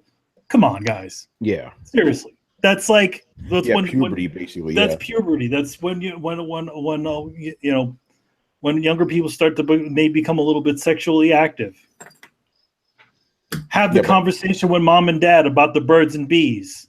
Yeah, but now, instead of trying to do things, in a very like slick way or whatever, right now that it's just in your face, Well, like, nobody ever wants to be told that that's the biggest problem with society in general. People have these problems with saying that everybody is wrong. You're wrong for doing this. You're wrong for doing that. The thing is that you never say to people that they're wrong. You have to talk to them or present your ideas to them and let them make their own decisions as to whether they are wrong or not. What happened to the days of us humanizing characters too? Like Demon in a Bottle was compelling because it showed the dark side. Like I feel like we've lost the very basic thematic element of the idea of an anti-hero. That's why everybody fucking clung to Deadpool so much. But the problem is with all this fucking virtue signaling, you come out marching out with a flag. Every character has to be fucking Superman. Everybody has to be this perfect, spotless, morality that is wrestling with the immorality of the world around them. They're not humanizing the characters because you're now getting afraid of portraying somebody, a minority or something like that, in a bad light. Well, news fucking flash. We all have our demons to fight. We all have our hills and our hills to climb and our battles to fight. And like, why not show that? Are you really honestly so afraid that somebody's going to take it wrong? And that is what the big difference between Marvel and DC was. Every single Marvel character was a fundamentally flawed character. Tony Stark was conceited and a drunk. Bruce Banner had all kinds of mental issues. Spider-Man has money troubles and sometimes his family life isn't so great. Every single one of these characters have these sorts of past vices that not only define them for what they are currently, have transformed them into these heroes to fight these things that they've, fight against these things that have happened to them in the past, but also build a new future for themselves. And I think that that's what a lot of current characters are missing. Well, if I could break it down even further, I mean, I don't know how many of you know about the classic hero's journey, right? Like the archetype in which all story building has been built on for like the past 2,000 years. It has to involve the character coming up against a shortcoming. Your character is brought in. They usually find some kind of conflict or some kind of power. They have a conflict with some sort of antagonist, and they find themselves falling short. This falling short eventually leads to power seeking, a mentor, a sort of rebirth, and a new altercation in which the protagonist emerges victorious. You can't cut out the entire section where the protagonist, the person that you're rooting for, is measured and weighed and found to be wanting. Like, you have to have them be an incomplete character in order for character development to happen. But people now are just so afraid of the character being the thing that needs to evolve. They instead want to change it to, the narrative is the thing that's involved. The character is already fully flushed. You just learn about this character as you move on. It's like, no, the character needs to develop, and therefore the character needs to be flawed at some point. They have to have a demon they fight against, and Marvel has just gotten too fucking scared to humanize characters that way and have them have actual real faults that they need to overcome as people, because somewhere as a society we've gotten into our minds that the feeling of shame is fucking toxic. No, the feeling of shame is something that drives you to better yourself. It's the thing that when you take yourself outside of a vacuum and measure yourself, and again you find yourself wanting, you push to become that better thing. But it's a very dangerous thing in today's political climate to say, I am not blank enough, I am not good enough, unless you're just throwing it on what, a fucking, I guess, cis white guy at this point. And nobody's really going to want to read about the emotional and political struggles of a white guy coming to terms with his life. Like, so we have ourselves now in this weird catch-22 where, okay, the only people that you could really show as flawed are the same people that you don't really want to show as overcoming these flaws, because then people are going to bitch too. And so they've found themselves in this weird looped catch-22 of mediocrity where they can't break out and actually show a fucking character. Like, what happened when fucking the Green Arrow's ward got addicted to heroin? Like, where are these stories? Because I don't fucking see them anymore. All I see is like blatant girl power for the name of girl power, or blatant, equality for the name of equality, where there's not actually anything but this grotesque caricature, all these different elements of society sewn together that they're fighting against. Like, yeah, you can build a patchwork ultimate evil. That's the reason the Nazis were the bad guys in fucking so many movies, through the fucking 90s. Like, it's an easy, low-handed thing to lob a ball at, but it doesn't give you the most satisfying experience. And I do not understand why Marvel is afraid to make this jump, other than they're really pandering the virtue signaling crowd, and they're afraid to piss them off. But that's not who their fan base is. That's not the people who are buying their trade books. Marvel's not Marvel anymore. It's Disney. So Disney. Yeah, I've heard that too. That is Disney pushing. Yeah. And I'm not surprised. Again, look what happened as soon as Disney bought them. Like a year or two later, Marvel. Look at Marvel Comics right now, right? They don't look anything like they used to, right? Here, and it's interesting because you take Marvel Comics from the 60s, 70s, and 80s, and even 90s, right? There's still something that ties them all together. They look familiar, right? Same characters. Look at them now. You're like, who the hell are these people? It's crazy. Even if you're a hardcore Marvel fan, you look at it like, I don't know what the hell this shit is. And now I'm not gonna. And, I was going to talk about this legacy shit. I'm not gonna get into it now. But yeah, it's fucking bullshit, man. It's fucked up. But again, you want to read some good superhero comics, read DC and read Valiant. That's some good shit. Marvel, I don't know what the fuck they're doing. To be honest, I don't. It's so bland now, man. For me, I don't actually read. I haven't read mainstream comics in over 10 years. Because after a certain point, maybe it was World War Hulk or something like that, I stopped really reading any sort of mainstream comics, because it just felt like we were just going through the same things over and over and over again. I feel like a lot of the companies that are not Marvel or DC, the other companies, are making things that are much more interesting. IDW. Shout out. So you have Boom Studios that are making great things. IDW. You have Dark Horses making really great Valiant, stuff. my favorite. Of Valiant. You also even have like guys like folks like Who else was there? There's a lot more out there, and I mean, even just going outside of our borders, like to Japan. There are amazing Japanese comics. They're fucking comics. Manga. Whatever. They're comics too. The comics like those and the European books that are also amazing. We get there's this whole other verse of comics. Oh yeah, excuse me. And also mentioned Image as well. There's this whole other verse of comics out there that are a lot more interesting, have way more compelling characters, and more complicated or and characters and storylines. And I feel like for a lot of people that think that, especially in here in the States, that think that comics are just all supposed to be about superheroes. You realize back before the Comics Code Authority started to step on everybody, there were many different comics. There were love comics, there were cowboy comics, there was full-on sci-fi horror comics. And the only reason why the superhero comic was able to survive is because they were the easiest one to kind of cut down. Yeah, exactly. It's crazy. But anyway, move on here. That was a good conversation. Again, I let it kind of just go off in tangents because we don't have a lot to talk about. But we like tangents. Real quick. I'm just curious. I'm sitting here looking at my book, at my comic shelf, and I might be the odd man out because I've always loved indies. Don't get me wrong. I love the big two. Always have, but it's never been just those two for me.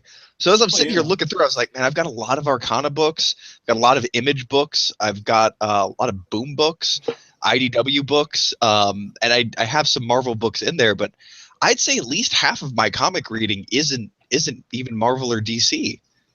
Yeah, I'm just curious. Do you guys? I do need to inject this because I find it so funny that people are saying, "Oh, why don't comics have more people that look like me? Why don't we have more minority creators?" Blah blah blah. They exist. Indie comics. The problem is you're only looking at Marvel and DC. Exactly. Yeah, look up Strange Fruit. I've said this. I've said this for years. I mean, to be honest, like me and Kari, our first comic together was a comic that didn't have didn't have a specifically white protagonist. So now the thing is, it's like, okay, we had that then, and we're still doing the same shit. It's just you guys aren't looking, and that's a huge problem. Like there are so many companies out there that, I mean, there's been you ever heard of the comic Love and Rockets? Yeah. What was that comic about? I don't remember. I just know the name. Yeah. That comic was about, what was it? A lesbian couple, right? Hispanic lesbian couple, right? Yeah. Why didn't that comic has been out for years? Yeah, no one's talking about it though. Since the 90s. Dude, why does nobody bring up fucking Tank Girl when talking about strong women in comics? You want to talk about Tank Girl? I always want to talk about Tank Girl. A really fun character, a really fun book. One that obviously that she's a strong character, but it also didn't take itself obviously insanely serious. Well, until they did that other book that DC did. Was it called Into the Void or some shit? But that one was horrible. Yeah, and then by the way, I need to bring this up because it's just funny. I just find it funny because a lot of these comic book journalists, I guess that's what they are now. They champion this one book from Image called Faith, right? Because the protagonist is like an overweight superhero. I'm like, that's pretty funny. Where were you guys 20 years ago when Faith was around too? You weren't saying that shit back then. Now were you? She's the same character. She hasn't changed. She was a crazy nerd back then. She's still a crazy nerd now. Loves Doctor Who. But you guys weren't praising that 20 years ago. Isn't that something? It's because they weren't looking at the time. The thing is that here's the way it works. Everything has to kind of earn its way into the zeitgeist. Sometimes things don't ever make it to the zeitgeist, but they still continue to do well. Yeah. And that Faith is one of those situations where she's just been around so long that eventually the people that were saying this shit is good, and then continued, and then now it's now everybody thinks it's great. Yeah, it's crazy. Anyway, let's move on. It's completely switching gears here. A little bit of a more lighter topic here. So Sony is finally ending the production of the PS3 after almost 11 years.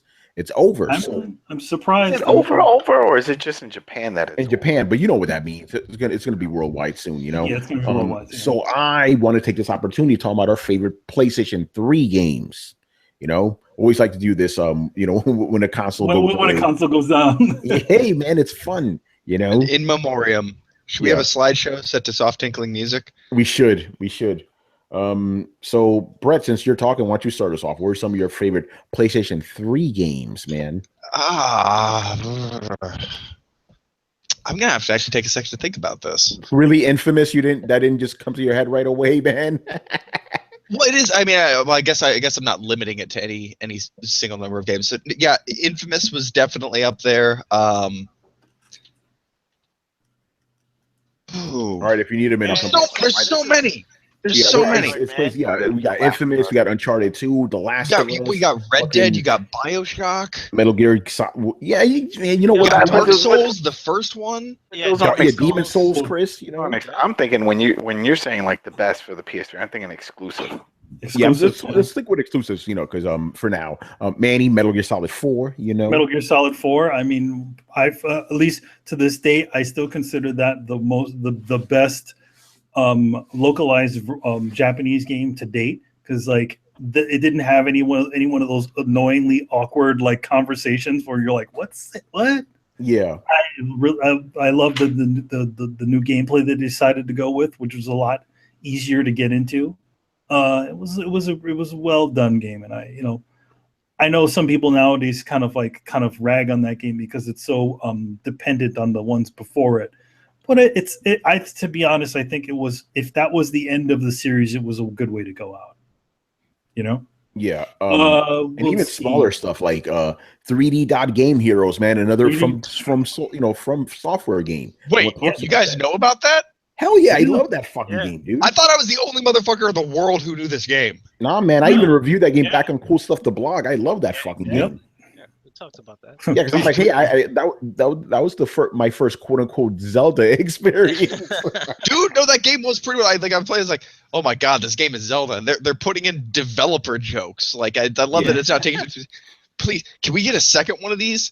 Like, if I'm not the only one who played it, does that mean there's a chance for another one? Yeah, man, bring that shit. I love that fucking game, man. Ni no Kuni, you know. Ni no Kuni. Valkyria Chronicles, man. Yeah. They're making another Ni no Kuni, aren't they? Yeah, they are. And another Valkyria game, too. Any word on multiplayer on that game? Because that's what really everybody wants. Really? On Ni no Kuni? Why? Dude, hey, come on. It'd be the Pokemon game everybody wants. It's seriously like Pokemon, just more... Pokemon. Oh, I don't want that shit. Keep it single player, please. You know, Journey. You can have the option to opt into multiplayer. But why? Why waste your time with that? I don't. Why would you do that? And this is where we often get back to the thing. Like, you're not really going to advocate them not putting in a multiplayer game that you can opt out of. Do it your advocation. I swear. I'm just asking why. Because people want it. Really, I don't want it. Well, that's okay. You don't have to play it. But give people the option. Yeah, if you could battle those creatures to in multiplayer, some people would dig that. Yeah, yes. I mean, I find it pointless, but I guess some people want that. Let's see. So Journey. Said, the Uncharted series. Yes, especially Uncharted 2, man. Especially Uncharted 2. 2 was the best. Yeah. Oh my god, amazing. I mean, we have to say Last of Us, right? Of course. You mentioned Last of Us. Yeah. I like the Ratchet and Clank game. Cracking Time. Yeah, man. Cracking Time was good. Was God of War 3 PlayStation? Yes, it was. God of War was. That's Brian's favorite PS3 game, I believe. The last great God of War game. Mm-hmm. God of War 3. That's a fact. Shit. This isn't one of mine, but I know people liked it a lot, especially Riku, Warhawk, a big multiplayer game. I'm just looking at this list I made up here. The Yakuza games, obviously, Yakuza games. Oh, Heavy Rain. Heavy Rain is a great one, yeah. The other one that came out for too, the one after that one, Beyond Two Souls. I enjoyed that one. PS3 was a beast, man. Once they hit their stride as far as exclusives, there were some pretty decent things that came out for it. Man, you didn't mention your favorite, man. Favorite game. My favorite game? You forgot about Sackboy, man? Little Big, Little Big I Planet. like I Little wouldn't Big say that. Planet. I wouldn't say that's my favorite game, but yes, Little Big Planet. I like Little Big Planet. Yeah, I like played the Little Big second Planet one. too. But do you really want to play another Little Big Planet now? No, not me. Yeah, Chris I never love wanted to that play game. that shit. I know. I mean, in general, like I feel like Little Big Planet kind of ran its course. Yeah, I was playing 3 for a while, and it just. I remember- a lot of people liked it. A lot of people liked that. Oh yeah, the first one just definitely had that stuff. Had it. They still make content for it. Yo, Chris, remember when we more or less forced you to play the game with us so we could get that trophy? Yeah. Oh yeah. No, that was cool. When we were doing that stuff, I like that. Just like when we played Peace Walker. Yeah. We hooked that up. That's fun. Like, but by myself, I'm like, what is this shit? What is this shit? Well, you were complaining at the time. You're like, oh fuck, what the fuck? Dude, I don't know. All I know is when I play with Nathan Drake, I'm shooting guys. Then all of a sudden, I got to make a Rube Goldberg machine with puppets. I'm like, Yeah. Rube Goldberg machine. Man, I just give me the killing again. Yeah, man, give me the action. What happened to that? Yeah, I mean, that's the reason I didn't like Journey the first time I played it, because I was in full Mass Effect 3 mode, right? So I'm like, what is this? Like I'm just going through the sand. Then when I played it during the summer, I'm like, oh my god, this game is amazing. I would say I would also put the Unfinished Swan with that too. Was that exclusive? That was a PlayStation exclusive. PlayStation exclusive. Yeah. Let's see what else. Yo, man, Ragdoll Kung Fu, man, you can't get that song out of your head. Ragdoll Kung Fu. Heavenly Sword. Oh yes. Oh, that was a launch title. Yeah, that was a launch title. It wasn't a launch title. It came out a year afterwards. It was pretty close to launch. Yeah. Excellent game, man. Excellent fucking game. Motorstorm. Motorstorm. That's right. The guy that made that studio. Brian, did you like Apocalypse? I loved it. Okay, yeah. I loved all three of them because they had unique enough settings so that it didn't feel like a 1.5 or like a 2.5 type thing. They all felt very different. So yeah, wasn't one of them like Tropical 2 or something like that? Yes, more from two Pacific something. Yeah, that's right. No, I'm thinking of Pacific Rim. Here's the thing with I remember Motorstorm fucked me up because I'm looking at yo, this is a crazy looking game, beautiful game. My only problem with that game was I felt the rubber banding was way crazy in that fucking game, especially that first one. I was like, yo, I just left you guys in dust. How are you right next to me right now? Yeah, that was a good game. Brian, did you enjoy Gran Turismo 5? That was at the time when I fell out of love with Gran Turismo, so I didn't touch it like that much. I had like one trophy and like Oh, Brett, you want to talk about JoJo's Bizarre Adventure? This is a Riku game right here, I guess. I didn't know. It missed me because I wasn't aware of JoJo's Bizarre Adventure until pretty recently when Toonami started airing it. Yes. And this game was before that, so I was just asking, like, does anybody know that PS3 had a JoJo's Bizarre Adventure fighting game? This looks like the Capcom one. Remember, Manny? Remember? No, it's like a cell shaded sort of game. Yeah, a friend of mine, I actually have that game. A friend of mine who works at Namco did the localization on that game, so he sent it to me. But yeah, I remember the first time I heard about JoJo's, Manny was telling me about it because it was a Capcom fighting game back in the day. You know, Joe. Yeah, but this one's actually pretty extensive. It runs through a lot of the comics, so it's like it has like old JoJo stuff, new JoJo stuff, so it's all kind of mixed together. Wait, Kal-El, I didn't know if JoJo's was on NES. I don't know about that. I gotta look into that shit. But I think there was a Fist of the North Star game for that. Yeah, there was. Wait, Fist of the North Star isn't JoJo. Fist of the North Star was on no, it's not. Original Even though JoJo does look like Kenshiro. Well, no, you want to know why? Because the guy who draws JoJo used to was an under artist for Fist of the North Star. Okay. So that's why they look very similar because he kind of trained him. Yeah, because I'm like Jotaro looks like Kenshiro, man. Well, have you ever heard of the comic and the anime called Bao? Yeah. Same deal. Bao is a character that was created by the guy who made JoJo's Bizarre Adventure, and Bao is essentially JoJo's stand. Wow, that Interesting. explains a lot. I didn't even realize that, but now that you said that, I'm like, oh, wait a minute. Yeah, if you look at Bao, if you look at Bao and JoJo's stand, it's the same thing. It's the same like. And he's never explained it. It's just like, he's just Bao. Yeah, that's true. Well, you just blew my mind because now I'm like, oh shit, that makes so much sense.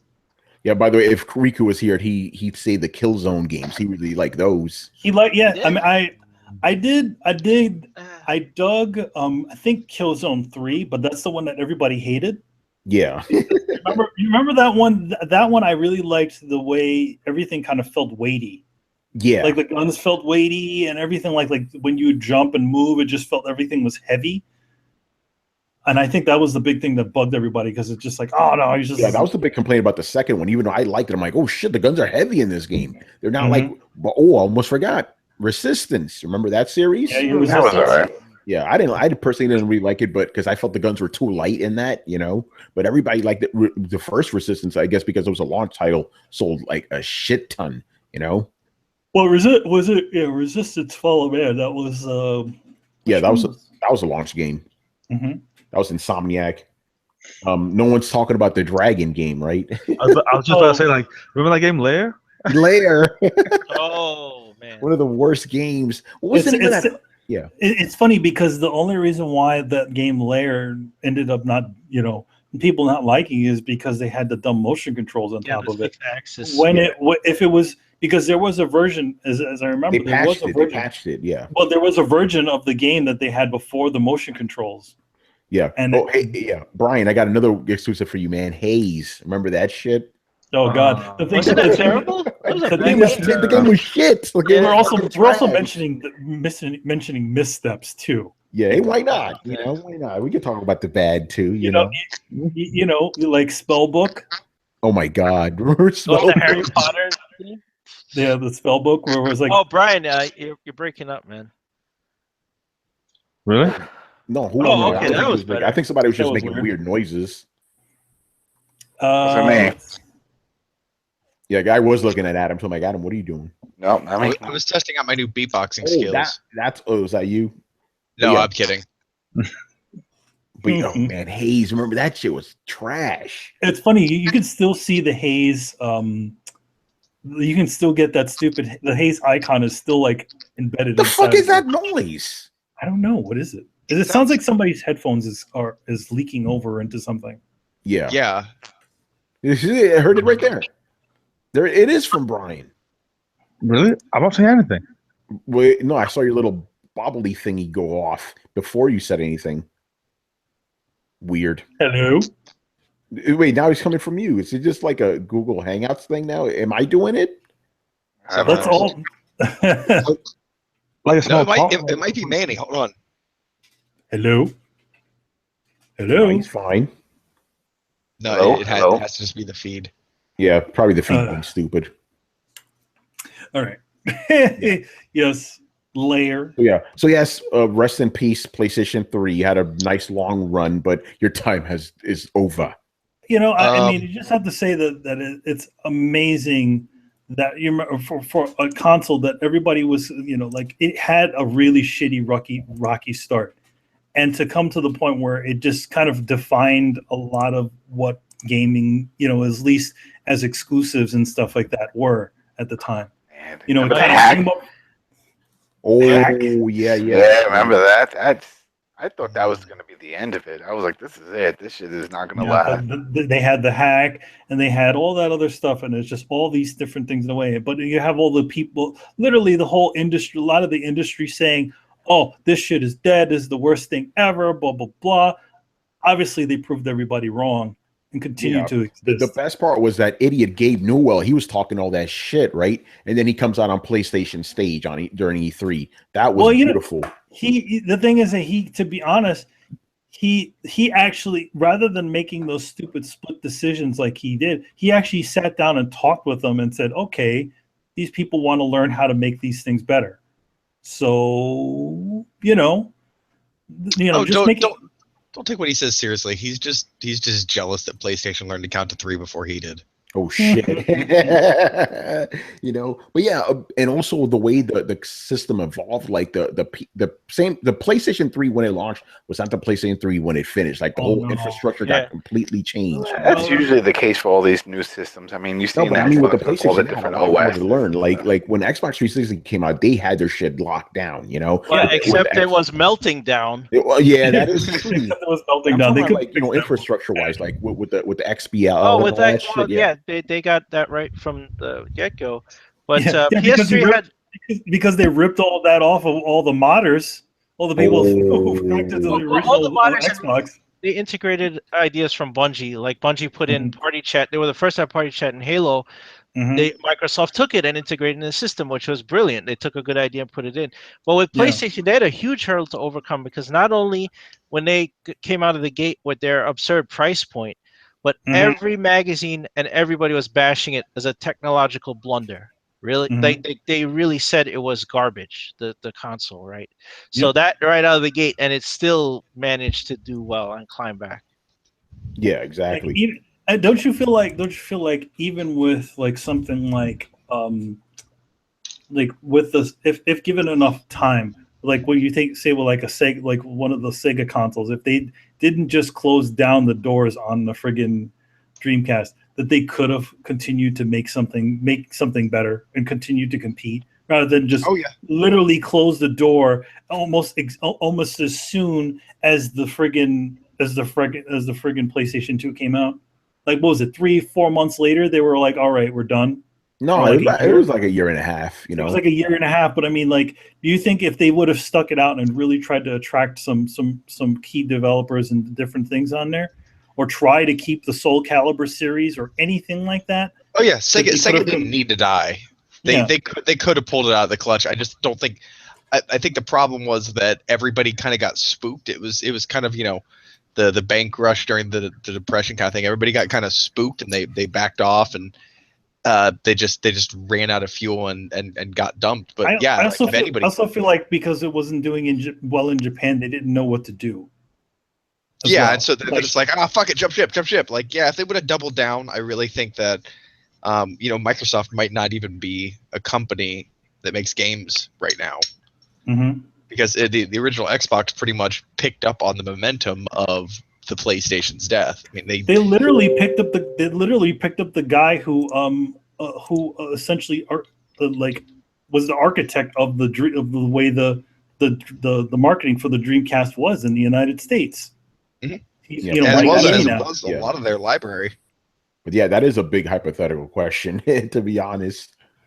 You know, but yeah, I think that's gonna pretty much do it for us. So a couple of things here before we wrap up. So I almost completely forgot about this. I'm gonna go see Tool this weekend, right? I thought the shit was on Saturday. Nope, it's Sunday, which means we're gonna do Throw Down Your Questions on Monday night. You know, so just be on the lookout for that. When is that fucking date? Monday the 5th. All right. So throw out your questions Monday the 5th. So keep 5th. So yeah, keep throwing us questions. And also, that's you, Manny. Doing all that. That's me. Sorry.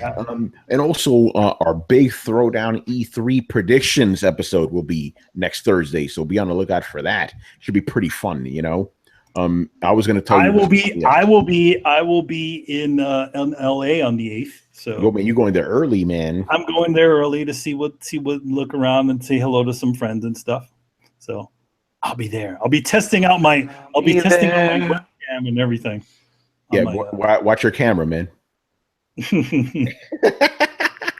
You know, but yeah, our big E3 pre-show is gonna be fun, man. And again, because I know everybody in the world they've been doing their fucking pre-E3 shows already. It's like, you guys are way too fucking early. Chill out, man. You know, like the way these guys are just today on Twitter, the way these guys were acting, I'm like, is E3 tomorrow? What the fuck? You know, like, calm it down, guys. You know, so we'll have some good shit for you guys always. You know how that goes. So yeah, that's it. So thank you for watching and listening. Subscribe to Throwdown on SoundCloud, iTunes, and YouTube. Follow us on Facebook and Twitter at Throwdown Show. Links are located in the description below. Once again, I was your host, Tony Polanco. And tonight I was joined by Emilio Lopez. I'll see you later, guys. Chris Seeley. Hey, take care, everyone. Brett Murdoch. Been real, people. Adam Vale. Remember, Lucha Underground, episode 20. It's back. Watch it, please, please. Pretty And please. Brian Manjoma. I guess it's true what they say. Third time's the charm for DC Universe films. Yeah, go see Wonder Woman. I can't believe I'm actually saying that. They got it right. Hey, this is a case example of when you take the character from the comics and put him in the movie, it works. When you try to change him, it backfires. Batman versus Superman. Go see the movie. You knew this was going to happen. I mean, Wonder Woman's too much of an icon to, like, either. Well, I guess they fucked up Batman and Superman, Brett. Like, no, I know. The wording gets important here because you can't say they fucked up Wonder Woman because that sounds wrong. Actually, the best I had said to me was somebody earlier today told me, I just wish DC would stop fucking sticking their dick in the character and fucking it all up. And I actually said before I thought about it, like, well, I don't think they're sticking their dick in Wonder Woman. And he's like, yeah, I wouldn't fucking try. She'll snap that shit off. That is true. Don't fuck Wonder Woman. All right, man. We'll see y'all next time later. Remember, Monday, throw any questions. Later. Later. Deuces. Later, guys.